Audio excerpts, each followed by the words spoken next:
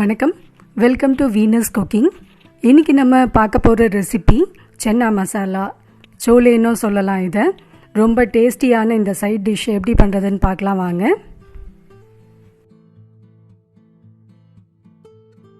முதல்ல இதுக்கு தேவையான மசாலா பவுடரை அரைச்சிடலாம். ஒரு கடாயில் 1 ஸ்பூன் எண்ணெய் சேர்த்துட்டு 1.5 ஸ்பூன் தனியா, 1/4 ஸ்பூன் மிளகு, 1/4 ஸ்பூன் சீரகம், 1/4 ஸ்பூன் சோம்பு சேர்த்துக்கோங்க. என்கிட்ட இப்போ அவைலபிளாக இல்லாததுனால நான் சேர்க்கலை, ஆனால் 1/4 ஸ்பூன் சோம்பு சேர்த்துக்கோங்க, டேஸ்ட்டு நல்லாவே இருக்கும். லோ ஃப்ளேமில் வச்சு இதை நல்லா வறுத்து எடுத்துக்கணும். நம்ம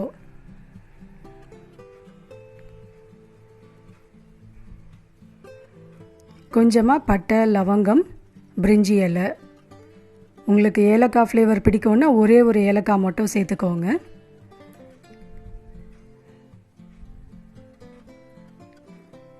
இப்போ நம்ம அரைக்கிற இந்த மசாலா பார்த்திங்கன்னா இந்த ஒரு தடவை யூஸ் பண்ணுறதுக்கு கரெக்டாக இருக்கும்.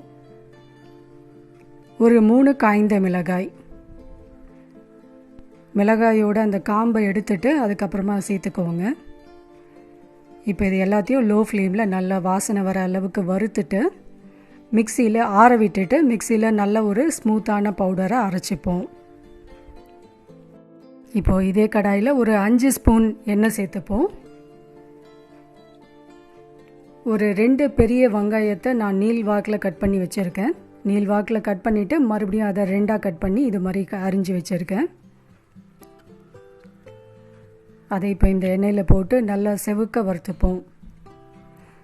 வெங்காயம் நல்லா கண்ணாடி பதத்துக்கு வதங்கணும். கொஞ்சமாக மஞ்சத்தூள் சேர்த்து இதை நல்லா சுருளை வதக்கிப்போம்.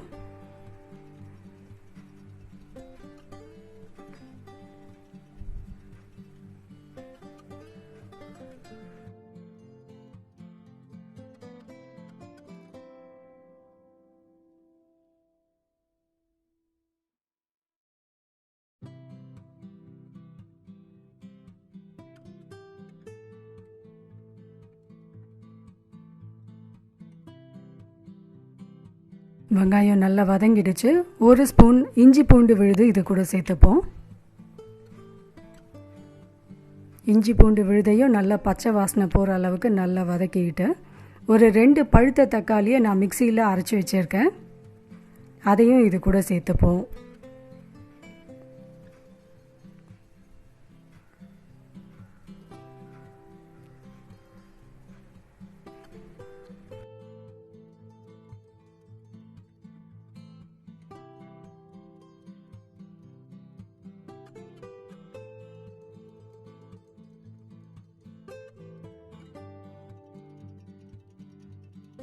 வெங்காயம் தக்காளியில் நல்லா வதங்கிடுச்சு.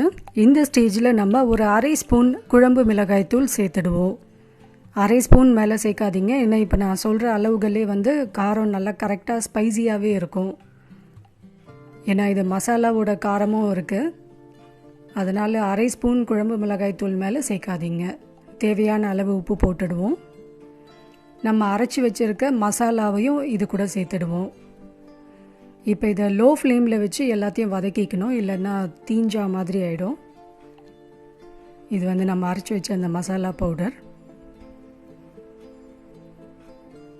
நான் ஒரு 2 கைப்பிடி அளவு வெள்ளை மூக்கடலையை ஒரு 10 மணி நேரம் ஊற வச்சுருக்கேன். வெள்ளை மூக்கடலை ஒரு மினிமம் 6 மணி நேரம் ஊறினா தான் கரெக்டாக இருக்கும். நான் இப்போ இதை 10 மணி நேரமே ஊற வச்சுருக்கேன். இதையும் இது கூட சேர்த்து ஒரு தடவை நல்லா கிளறி விட்டுட்டு தேவையான அளவு தண்ணி சேர்த்து இதை குக்கரில் போட்டு வேக விட்டுடுவோம். நான் வீடியோக்காக தான் இப்போ இதை கடாயில் உங்களுக்கு காமிச்சேன், ஆனால் நீங்கள் முதல்ல இருந்தே ப்ராசஸை குக்கர்லேயே டைரெக்டாக பண்ணிக்கலாம்.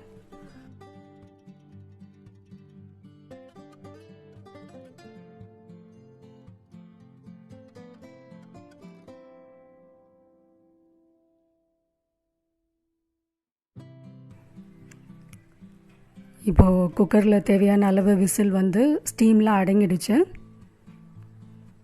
நம்மளோட சூப்பரான சோலே மசாலா, சென்னா மசாலா ரெடி ஆகிடுச்சு. உங்களுக்கு விருப்பம்னா ஒரு 1/2 ஸ்பூன் சர்க்கரை மட்டும் இது கூட சேர்த்துக்கலாம், இன்னுமே டேஸ்ட்டு நல்லாயிருக்கும். காரமாக வேணுன்றவங்க இப்படியே விட்டுடுங்க, சர்க்கரை சேர்க்க வேண்டாம். கொஞ்சமாக நறுக்கின கொத்தமல்லியும் சேர்த்துக்கோங்க. ரொம்பவே டேஸ்டியான சென்னா மசாலா ரெடி ஆகிடுச்சு. இது வந்து சப்பாத்தி, நான், ரோட்டி எல்லாத்துக்குமே சூப்பரான சைட் டிஷ்ஷு. இந்த ரெசிபி உங்களுக்கு பிடிச்சிருக்கோன்னு நினைக்கிறேன்.